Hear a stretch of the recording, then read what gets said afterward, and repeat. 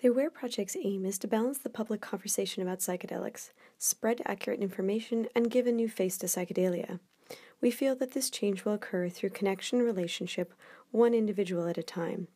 We are calling on everyone whose lives have been improved through the mindful use of psychedelics to educate themselves and become ambassadors for the psychedelic experience. Show those around you that people who use psychedelics mindfully cross all social, racial, economic, and political boundaries.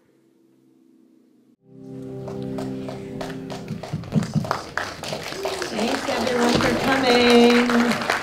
We're going to start our Q&A with Zach Leary. This is Zach Leary. Yay! Thank you all for being here. I think we need the house lights too. So yeah, just so we can see you guys and be able to ask questions. Thanks so much. Oh, there we go. There we go. Hi guys. Hi Ashley, how's it going? Good. Yeah. So happy to have you here. Thanks. So I'm just going to give, for those of you that came in a little bit late and missed my beginning spiel, I'm Ashley. I'm the founder of an organization called the Aware Project, Rethinking Psychedelics. I run an event series here in Los Angeles called the Psychedelic Awareness Salon, bringing together the community to talk about psychedelics in a mindful way and their impact for science and spirituality. And so we host monthly events. So there's a sign-up sheet out front if you guys want to find out about upcoming events. But we do them in Culver City and downtown, so I look forward to seeing you all at an upcoming event. Yeah, big round of applause for the Aware Project. So before we kind of get into some dialogue here now, that Ashley can start the thread for sure. I just want to talk about the film for a minute itself. So the film, you can kind of do the math and sort of figure it out. So the spine of the film, the interview of Tim and Ram Dass in front of the fireplace was filmed in December of 1995, and it is now 2016. So you can kind of get an idea of how long it took to make this film. And Gay Dillingham, the producer and the director, really, she really put her life into this. It's not that she worked 20 years nonstop on the film. It kind of had some starts and some stops, and some, and some inspiration here and some inspiration there. But a few years ago, it took hold and found its final birth and took this amazing form. And in my eyes, we're going to talk about psychedelics in a minute because of the Aware Project and what we're here. Kind of the context of this evening, but the film is really about a few different things.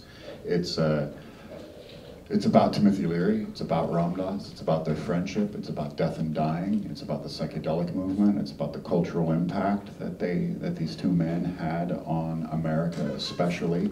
And it's pretty cool looking around the audience tonight that we can see that there are some young people here who weren't old enough to have been around then.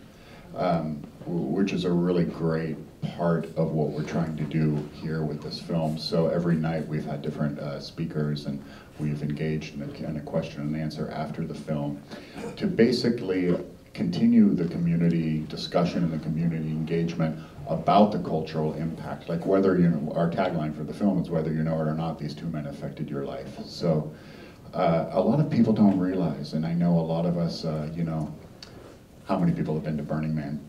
It's like, what, the whole audience, right? Or some kind of transformational festival or something like that. But that all kind of started back then. It all kind of started with this, in order to understand the 60s, you must understand the 50s and how dry the 50s was and how programmed it was and how sterile it was and how conformist it was.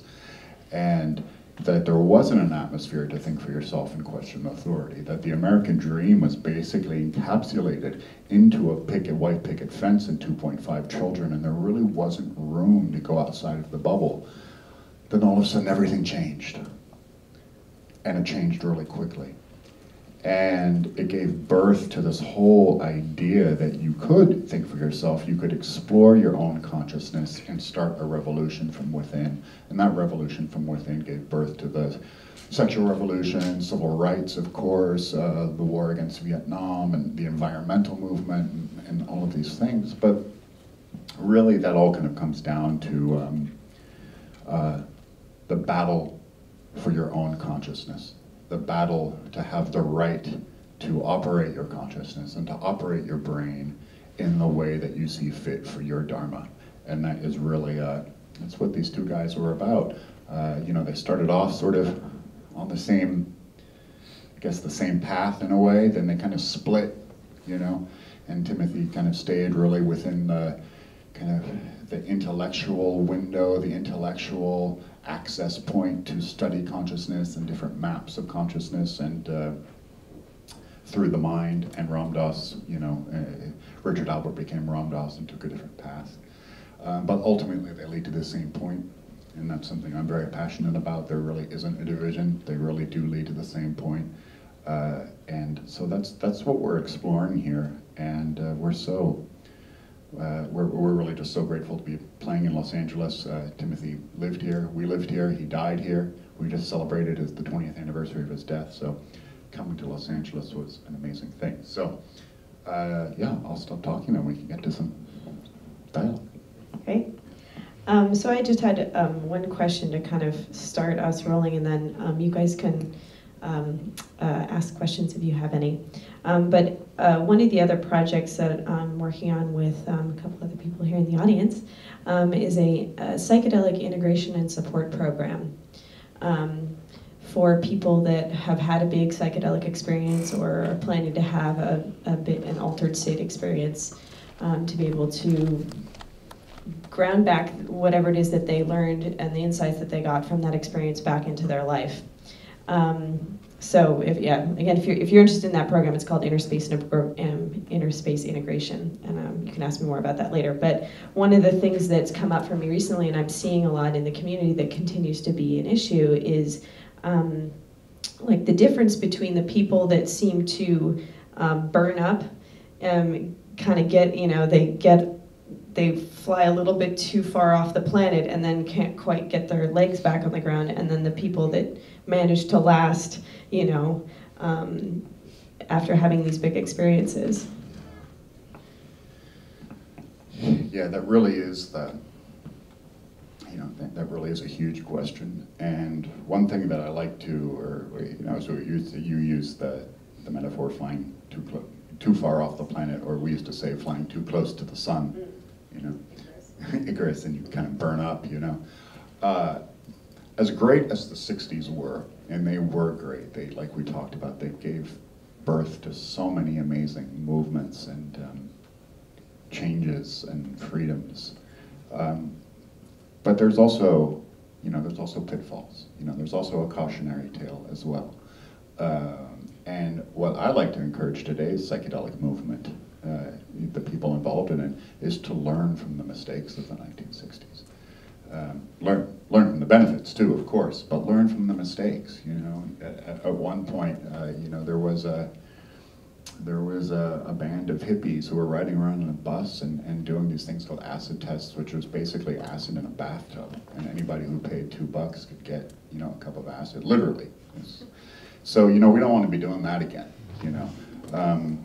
And it was great at the time. It seemed like a good idea, but psychedelics. I'm a proponent for their responsible use, and with the right intent can take you to the right destination, but they're not for everybody. And the tenets of set and setting are still as valid today as they were as they've ever been. So it's really important to really get into set and setting within your own consciousness, within your own heart, and really take a hard look at whether or not they're right for you. And if they're not right for you, bow out gracefully. There's no reason to touch the fire. There's no reason to I've known many people throughout the years who, that phrase, they never came back. It's kind of a strange way to put it, but they never did come back, and something was just wired differently, So we have to be careful about that, and what Aware Project is doing, and the Zendo project at all transformational festivals is all really important, and we have to really look at our intent. Great. Does anyone have any questions? Speak loudly and I'll repeat your question. Okay, so I have a question about the movie, about Timothy Leary in particular.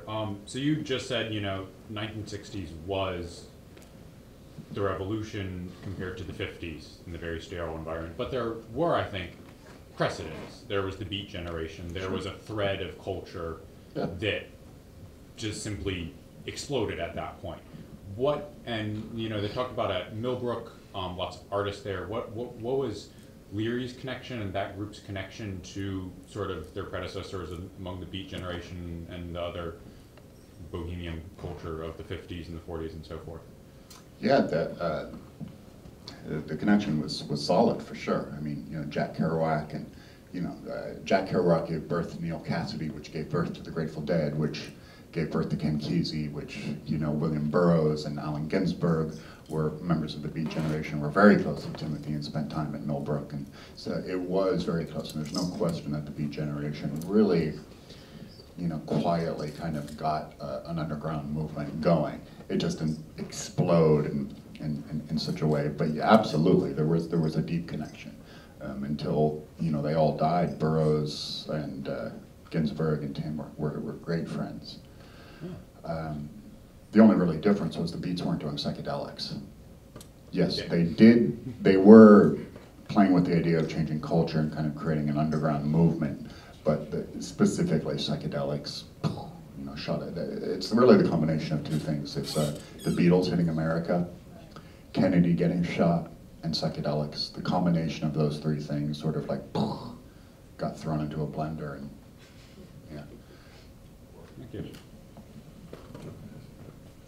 Was it true or not that we used to read that maybe the military, the government, helped distribute the LSD because they wanted the generation to be silent about the Vietnam War and all that was happening? Was that any truth to that? Not really, not in the 60s. Henry Luce had LSD on Time magazine, and nobody even heard of it, but yet they were promoting it. Well, the CIA and the military, there was a program called MK Ultra, which was doing a military-funded study of LSD in the 50s. And actually, Ken Kesey was part of that program before it, Timothy or Ram Dass. But no, in the 60s, the CIA was not distributing acid. Sure about that? Yes. I'm very curious. We're positive about that. Positive. Okay. Well, the reason why that the results of that study that they did was because they were trying to see if LSD could be used for mind control, and it does pretty much the opposite of that. In that it makes, it tends to make people question authority, if anything. So it doesn't really make sense that they would want to promote something like that. And also, what just came out, I'm sorry, I'm spacing on his name, Nixon's chief of staff. Ehrlichman. He's alive, and he put out that whole interview that just came out recently about the war on drugs, how they were targeting the hippies specifically And for black people. And black people for heroin. It was pre-crack, so the African American community was doing heroin, but specifically they were verbal about that, and it's on tape. Yeah. Yeah, it was specifically targeted to root out the hippies. There was that article that came out. It was called "Legalize This," and it was in the Atlantic. Oh, Harper. Yes, Harper. So that just came out recently. It was an excellent article about the war on drugs and the history and everything. So highly recommend checking it out. Intense. The woman in blue. Woman in blue. Yeah, sorry, I was just Wonderful, showing my hand just here. film, et cetera. But I wanted to ask you if your father ever tried ayahuasca. No. Was he interested at all? So basically what happened about 9 months before he died, ayahuasca was brought up to the house, a jar full of it, and we sat around and we talked about it for a while, and we brought his doctor up to the house, and it just was basically the final consensus was he was too sick, that the purge could have killed him, and I took it instead.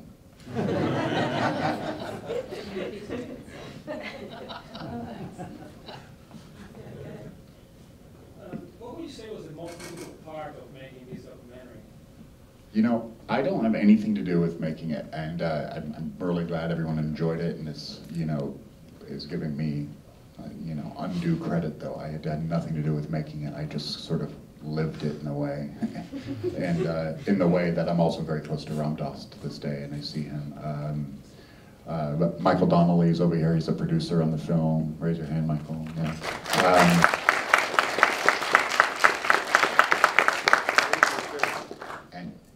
Oh, Gay's here. Oh, Gay Dillingham, producer and director, is here. I didn't even know. Yeah. So, Gay, you want to answer that?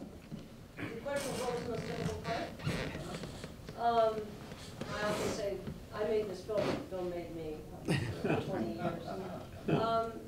You know, I think really trusting that, over time, having to trust the instinct and the voice that said, keep doing this. There was something that was so haunting me in this material, in this story. And then the negative voice would come in and say, well, this story has to have already been told. Why are you so obsessed with this, right? So that kind of play went on inside of me for a long time. But I kept working on it because it was helping me. It was working me. And it was interesting to me. And I think just getting that outside validation eventually was, oh, hey, somebody else might like this too. So I think the most difficult part was originally finding the time to finish it, because my life got too absorbed and I wasn't even making films for a lot of years. And then once I, so finding the real time and bandwidth, because you have to completely dive in, do nothing else. It's a full meditation. And I was feeling guilty for a lot of years because I wasn't finishing it. But in the end, I realized it was a better film because it took so long. And I got a longer arc on Ram Dass's life too, and a longer relationship in knowing him and seeing his incredible depth of wisdom that came even since the stroke. So yeah, I mean that was kind of the challenge, was trusting and it's generally stop arguing with the universe kind of thing and just keep doing what draws you.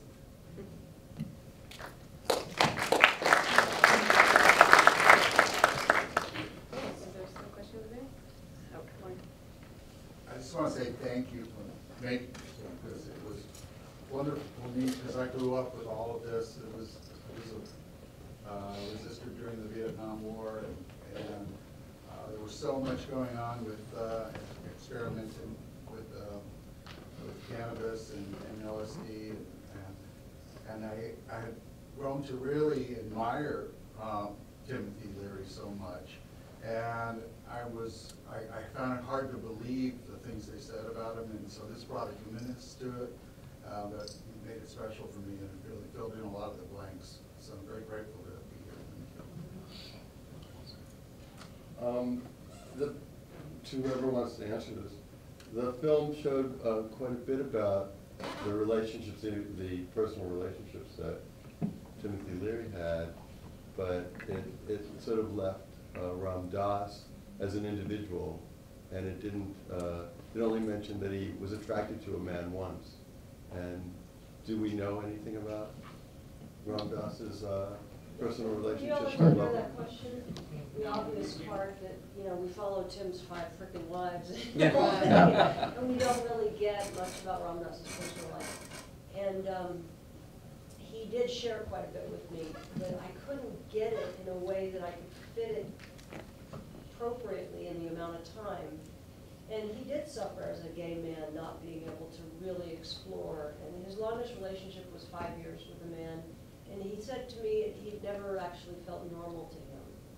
And I think that's also kind of what set him as an outlier. And not that he didn't have significant relationships, but he just, that was kind of, he never really got to have those long, deep, significant, long-term relationships. And probably also why he ended up, you know, in a spiritual community. And but that was also kind of sad for me that I couldn't really follow that line. But to see him find his son at the end of his life was also really cool. But yeah, there is he had a partner for a few years. His name was Peter. And one of the stories, if it did make the movie, I guess it would be so hard to fit it in. But Sounds like a material for a sequel. yeah, exactly. For the action, but his relationship with Peter was getting a little bit complicated post-stroke, and one of the reasons why he retreated to Maui was because his post-stroke, his health was very, very important to take care of, and he had to move himself away from that relationship. But yeah, Peter was an artist, cool guy. They lived in San Anselmo together. I met him many times.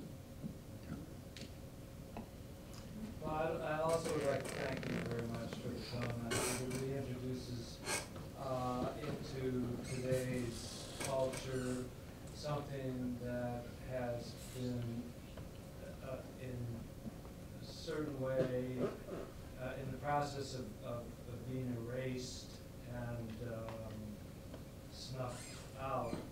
And it's always fascinated me to trying to understand what has actually happened between the 60s and now, which from my perspective is a kind of a catastrophe. But I'm sort of interested in knowing what is the ultimate goal of your movement? I mean, is it like, is it transformation of individuals that ultimately could lead to some other kind of way of being as a society, as a culture? Is there some just the value we feel in this kind of whoever can get to it, kind of inner space, awareness of life as it's portrayed? Well, first of all, I'm going to call it my movement, whether you guys like it or not. That was awesome.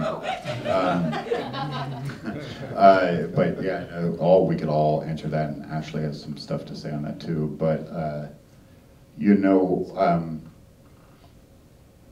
Timothy wrote about with the legacy of the 60s, and he wrote about this extensively. Turn to the musicians. The way that rock and roll changed our society, changed our consciousness, it did not fail at all. That's a big deal. The way that we can, something like the Aware Project can exist, something like the Grateful Dead could have existed for 30 years. The reason we have Burning Man, we have Lightning in a Bottle, is because of the 60s, period. So it didn't necessarily fail. Sure, parts of it sort of dropped off, and there is a cautionary tale, but our culture's never been the same.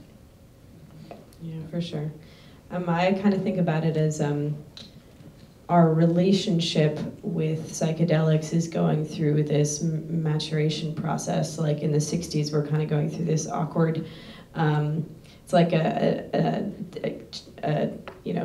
adolescent child coming into a relationship with sex. First it's really awkward and you make some mistakes and maybe you regret some things, but then as you get older, you start to develop a more healthy relationship with it. And so I think the 60s and in the early 70s were really that sort of awkward middle phase, and then we're starting to grow and being able to revisit the relationship in a way that's a lot more mature. One of the goals of the Aware Project and sort of the reason why I've come out of the psychedelic closet and become so public with my passion about this subject is I think that we need to take, because there are clear benefits and there's clear risks for the use of these things, and for several decades now, the benefits have not been acknowledged at all, and I feel like they're really powerful tools for healing and transformation and perspective change. And it's a tool that's not in the toolbox right now. And I know that for me, it's changed my life significantly and to the positive. And so, if in any way that the work that we do here can contribute to someone else being able to have access to those tools if they want them, I think that's the idea. We're healing PTSD with MDMA. Right. So yeah, just to speak to that, the Multidisciplinary Association for Psychedelic Studies, MAPS, is commencing the phase 3 trial of a study to look at the effectiveness of MDMA-assisted psychotherapy for PTSD, and that will be starting next year. So keep up to date, and there's other studies that are going on with the use of psilocybin for end-of-life anxiety, and several other studies that are going on right now. Next year, MAPS is going to be having the Psychedelic Science Conference up in the Bay Area for 5 days. So I've got flyers outside if you're interested in that. Any other? Sure. Thank you for making this movie. This was great, and for hosting tonight. Zach, you mentioned, that the '60s have a lot to offer us as far as, what mistakes to avoid, and I guess specifically, I'm curious if you have anything in particular in mind, moving forward with it, sort of this rebirth of psychedelics and in culture and science. What are some of the pitfalls that maybe you have in mind? Well, for one, indiscriminate drug use. I think specifically we have such a huge data set now about how to apply intelligent drug use to a wide number of people, to a large number of people. Back then we really didn't. We were just flying by the seat of our pants, and that story, like when George Harrison famously wanted to go to Haight-Ashbury to go check out the hippies and just see what this was all about. And he gets there and he just discovered it was this disaster. It was just like this homeless commune with people just sleeping on the streets, and people were really, it was awful, and it really let him down and it bummed him out, and he ended up leaving. So yeah, I think a lot of that, I'm not anti-drug at all, but I think we just have to take some responsibility for really organizing the movement better, and not just having it be a free-for-all. And just to go off of that too, I mean, the America has a problem with portion control across the board. So this is not just with psychedelics. This is with everything, and it's about healing the wounds that we're not acknowledging. Yes, absolutely. Okay. Yeah, go ahead. First, I've seen other documentaries that dealt with, covered Ram Dass or talked about Timothy Leary, but nothing that ever brought the two together before, and really contextualized both of them better than anything I've seen separately. So that's an amazing thing to see. I'm also curious watching the film if you have been in contact with your older brother at all subsequently. Me? No, I haven't. Yeah, we exchanged a Facebook message about a year ago. But he did show up at a screening, and Gay talked to him. He showed up at a screening, sort of very surprisingly, in Mill Valley. He didn't go to the film. Oh, he didn't go to the film. No, because he doesn't like to be inside spaces. And but I gave him a DVD to watch privately, and then he called me afterwards. Okay. Who were you talking about? Jack. Leary, Timothy's older son. No, in a strange way, he's a beautiful human being.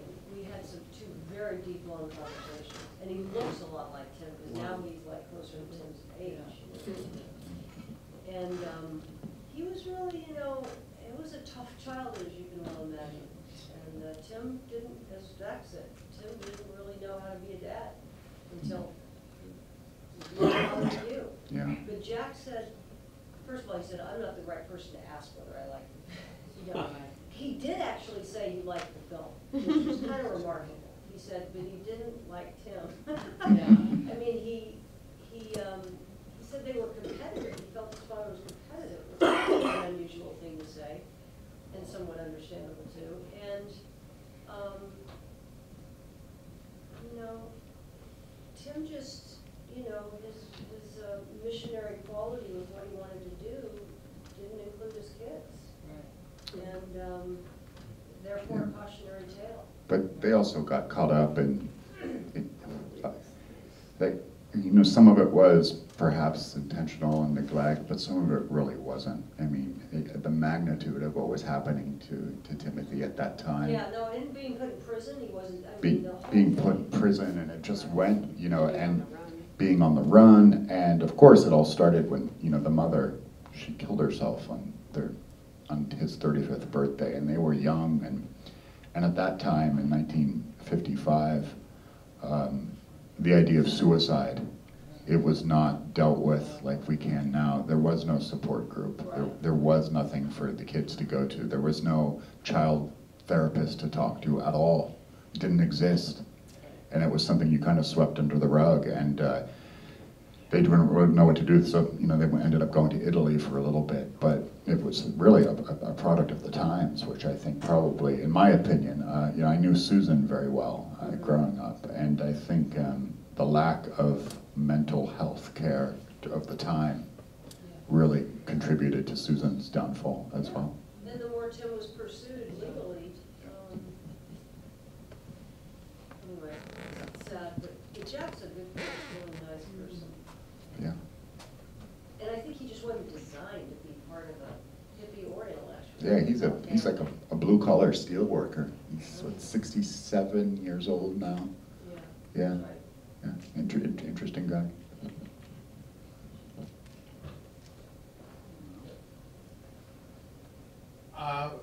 Different topic. Has Dr. Weil been ostracized or rejected because of his association, even though it's so limited? No, not really.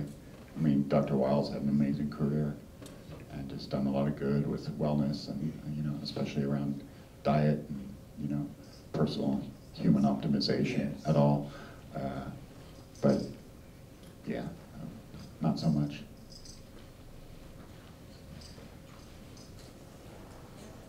What would you say has been the most transformative experience of your life? My life?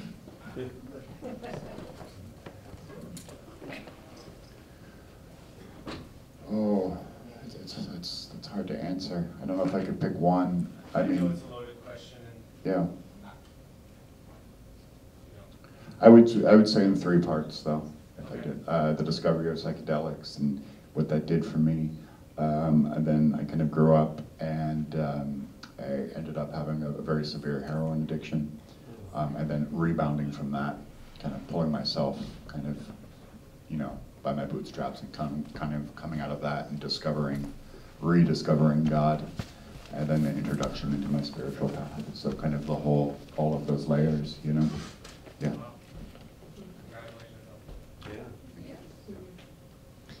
So maybe one more question. Yeah, sure.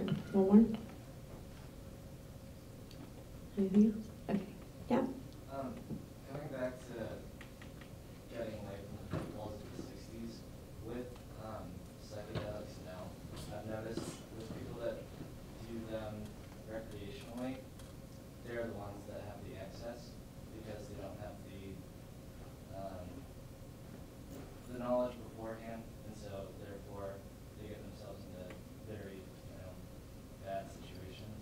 I was wondering, from your perspective, what the best method of educating, like my generation, would be. Sure, I'll take it.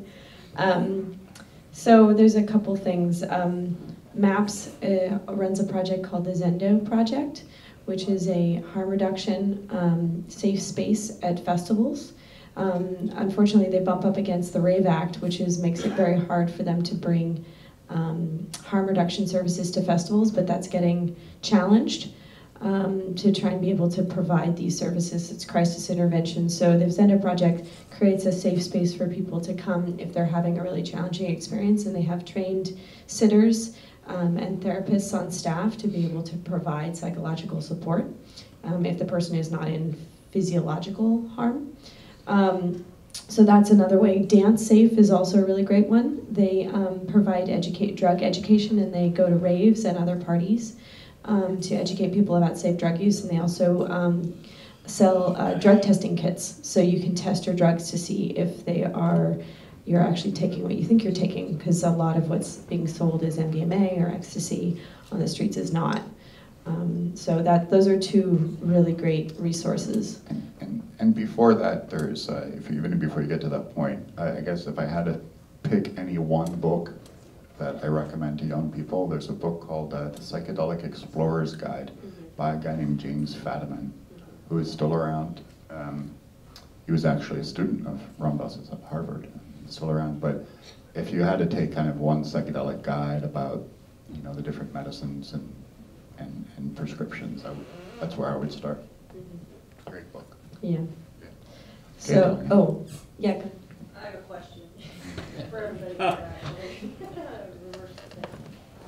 So how many of you talk to your kids, or how many of you talk to your parents or grandparents about these things? One of the reasons I made this film is so that we can talk to each other about it. So I'm starting to say, hey, parents bring your kids or grandkids, or kids bring your parents or grandparents, and because the film hopefully can stimulate these conversations. So how many in the audience here have like a parent or a kid with them, or a grandkid? Okay, here we go. So do you feel like you could invite your parents, your kids, and would it be a helpful thing to bring them in this film and have a conversation? There's no pornography, that's okay. So it feels like you could bring, It's really bring your kids. The cultural contextual framework is so different right now that it really is a challenge to figure out how to introduce an entire way of looking at consciousness unless there's a spiritual awakening component. I don't know. I mean, I would be worried that because I do think that it was not an uncommon experience. I had it too, of a wonderful experience with psychedelics and then having to recover from addiction later. So I think there's a lot of heroin addiction going on now. There are a lot of barbiturate addictions. So how to create an experience. These kids have grown up with, say no to drugs and don't. So it's really like a whole contextual conversation, and no, we have not really had that. Although I think it's a great idea. I mean, we might have told them to say no to drugs, but that's one of Tim's great lines, just say K-N-O. I know. Yeah. But I'm just saying the cultural contextual framework was so punitive about drugs. Right. I don't know. I think it would be great if the entire country took drugs before the election. Well, we are seeing, Don't comment. there are some, we are seeing a little bit of progress in it for sure, Well, I try to use the word medicine or drug depending on the intention behind it. Right. Whether it's getting underneath, is it just masking a symptom, or is it getting underneath and healing? Right. I totally. And making the distinction between different types of drugs, because drugs covers a whole lot of different things. And when we say just say no to drugs, and some of them are benign and being, marijuana, and it's classified the same thing as heroin, you think, okay, well, marijuana was fine because I tried that, and so, can get on, try these other things because my source of information is completely bunk, and I don't believe it anymore. So, But there's a lot of tuning out going on rather than tuning in. Yeah, but even with what we're seeing, even with the heroin epidemic in the upper Northeast right now, which is just, it's insane right now, but it's still facing the same problems as we've always had due to illegalities, bad stuff, overdoses because the amounts are off. It's just like, so we have to start changing this cultural conversation all around. Me personally, I do not distinguish between, the legalities of heroin versus LSD. I don't personally, because I'm a libertarian, civil libertarian, and I don't believe in you can tell me what I can do with my body, So we need to really change. Look to Portugal. Portugal's the only country doing it right. Yeah, they're doing deregulated great. everything. So that's it. So the one thing that we ask you guys to do is just tell your friends, and please tell your friends, and tell your friends. I want to add one thing. Zach has an amazing podcast called the It's All Happening Show. The first episode was with Ram Dass and Jack Kornfield, and they're talking about trust. It's really, really good. And then he's had some really other amazing, James Fadiman, Ethan Nadelman from Drug Policy Alliance, Marianne Williamson, me. So I highly recommend checking that out. And I hope to see you guys at an upcoming Aware Project event. Thank you.